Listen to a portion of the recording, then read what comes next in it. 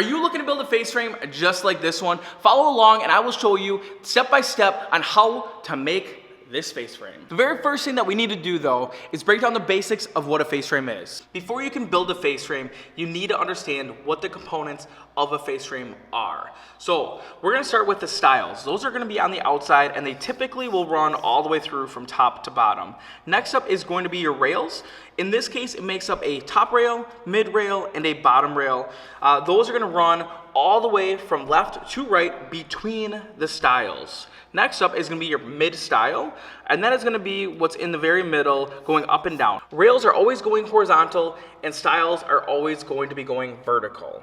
Now that you understand what makes up a face frame, next what I'm gonna do is I'm gonna create a cut list, go through, figure out what all my sizes are, and start cutting up components. So I have my cut list done, let's start cutting parts. When you're getting ready to start cutting your boards, first thing, make sure you get them all planed to the right thickness. I did that beforehand just because that's crazy loud and I don't want to do that on camera.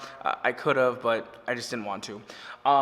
So once you get your boards figured out though, go through and really look through them and make sure you're going from your largest width to your skinniest width and really kind of measure your boards and kind of lay out how you think you're going to be able to maximize the wood that you have when you're cutting it up. So try to figure that out ahead of time versus just grabbing boards and cutting them and cutting them and cutting them. You're going to end up with scraps that are much larger than what they need to be, and you're going to end up with a lot more waste.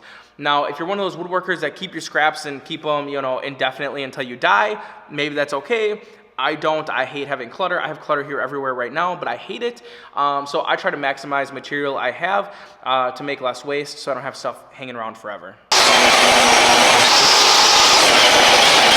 I have all my boards cut up now.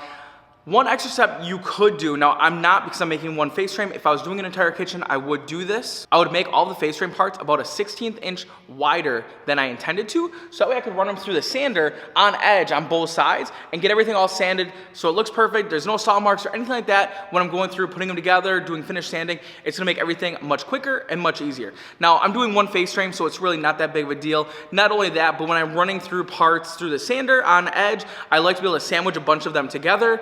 In this case, I have some where I only have like one board or two boards at certain widths, so it's not gonna necessarily stay perfectly square as I'm pushing it through because it's not gonna have anything to lean on while it's going through the sander. So that's why I'm not doing it in this case, but if you wanna go the extra mile, do that extra step, definitely you can use a sander like this to get it taken care of. All right, so parts are all ripped. Next we need to cross cut everything to length. Now what you are gonna wanna do is start from your longest pieces to your shortest pieces to make sure you maximize your materials. You're gonna hear me say that a lot because some people for whatever reason just kind of follow through their list or cut a 7-inch piece, 42-inch piece, 36-inch piece, all these random pieces rather than starting from your longest to your shortest to make sure you maximize the material you are using. It saves you money, it makes you more money, and you're just wasting less stuff, so do it right.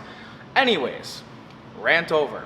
If you're making a bunch of face frames, I would suggest going through and labeling all your parts as you're cutting them. Put them in piles, keep them kind of separate, but definitely make sure you label them. Again, in this case, I'm doing one face frame.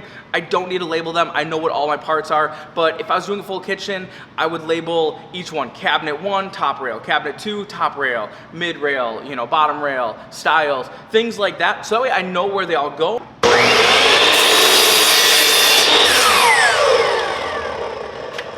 Now, one thing to note, make sure that all of your stuff is square. If you're not square, it's gonna screw up the face frame. Make sure that your saw is square, make sure your table saw is square, make sure everything is square. Now, something else you should do when you're cutting, I don't know if you're gonna be able to see it on the camera, I'm hoping I can get it to focus, but when I was planing, there was a little bit of snipe. Snipe is when the planer takes off a little bit more in the beginning or the end. It happens on the jointer as well. Make sure when you're cutting your boards that you cut that little bit of snipe out. It's gonna be a pain in the ass to sand it, so you'd rather take care of it now than down the road. Now, this part is not necessary, and I typically do not do this. I'm more or less just doing this for the sake of the camera, but I did dry fit this face frame so you can kind of see what it looks like. One of the things that you can do by doing that is make sure that you're mathed out. Make sure that you cut everything properly, and make sure that everything fits correctly. The other thing it does is it'll help you figure out where to put your pocket holes. Now, again, I know where they're all going ahead of time, but if you're new to doing this, this will definitely make it a lot easier while you're figuring it out. So when I put my pocket holes in, they're all gonna go into the end grain, okay? So I'm not doing anything in my stiles. No pocket holes are going in my stiles at all. So I can take my stiles, pull those two out, put them on the side. And now I know all the pieces that are left, since they're connecting to other parts, all of them need pocket holes drilled into them. Whatever pocket hole jig you plan to use, make sure it is set up for 3/4 inch material or whatever thickness face frame you're doing. It really doesn't make a difference. In this case though, I am using 3/4, so I need to make sure my drill bit is set up. This new Craig jig, this thing's perfect because it sets it up automatically. All right, so as I'm going through, most of them are gonna get 2 pocket holes on each end, with the exception of the 1.5 inch material, that's only gonna get 1. Now, when you put those in, try to stagger the holes. For example, let's say this was 1.5 inch and I put a hole up here, put the other hole down here. That's going to prevent it from spinning. If you put both of them on the top, it's able to spin. Now, granted, you are going to be gluing it, but it's just a lot harder to keep it perfectly flat. If you do that, it's going to stay perfectly flat.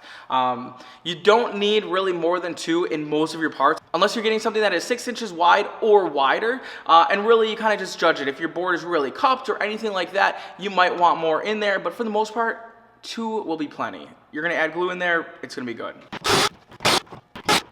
All right, so I drilled 4 pocket holes on this one. I want to show you something. So on this board, you can see all 4 are on here.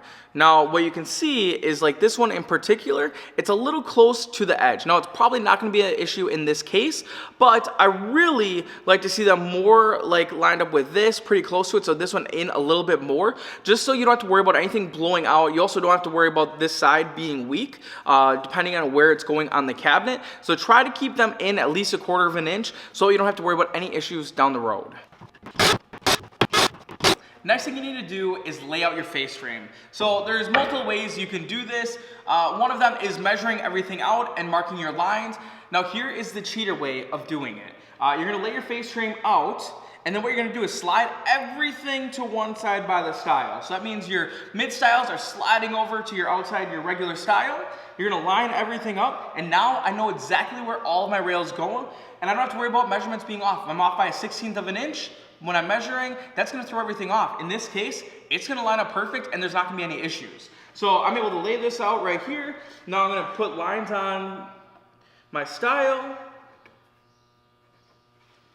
And then what I'm gonna do from there, I don't need to slide everything over. I bring my other style in, line it all up, and transfer my lines. And then while I have it sitting here, I might as well start putting it together. So when you're building it, everything is being built upside down. So keep that in mind as you're figuring out your parts that do not have the pocket holes in them. Put the better looking pieces to the front. And when you're drilling your pocket holes, put the better side to the outside, so that way you're not drilling the hole in the good side. For putting the face frame together, you're gonna need a few things. You're gonna need a drill or an impact. Either one will work fine with a square bit. You're gonna need a clamp. You're gonna need glue. And you're gonna need pocket screws. Now for the pocket screws, I would recommend for hardwood to use the fine thread screws. Now I'm using 1 1/4 fine thread screws. The coarse thread, that's more for plywood, particle board, things like that. I would use the fine thread. It's gonna work much better on the hardwood. Now I'm gonna start one at a time just to make this simple, since that's all I really need to do on this side. I'm gonna put some glue on there. Now the glue will spread, so don't worry about spreading it all over the place. Get your rail and style lined up.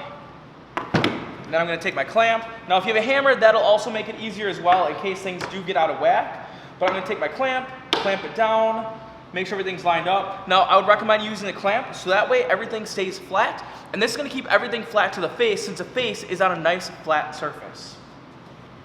Then I'm gonna start screwing in my pocket screws.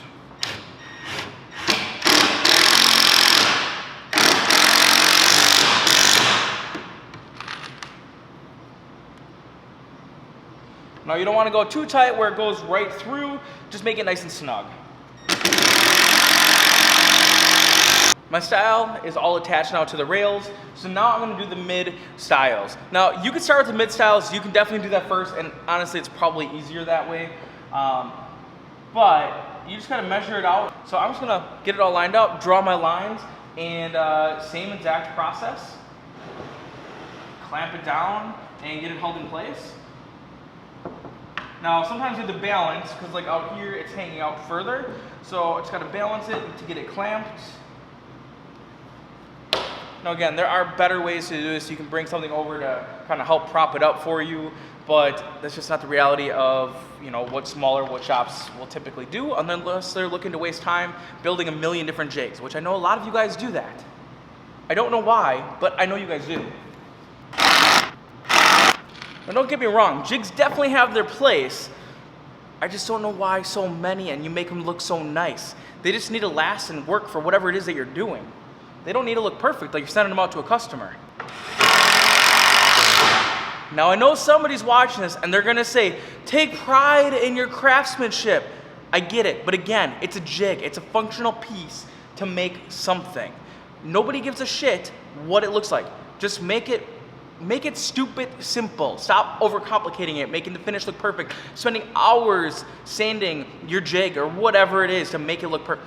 Nobody cares. Literally, nobody besides you cares. And the reality is, a couple months from now, after you've used it a bunch of times and beat it up, you're not gonna care anymore either. So instead of wasting all of that time making these jigs for no reason, just start making stuff. Like if you're making stuff to make money, make stuff to make money. If you're making stuff to have fun, I get it. If you wanna do it to have fun, then hey, by all means, do that. But if you're looking to make money, don't waste your time, because that's what you're doing, is wasting your time. All right, let's finish getting this bad boy together.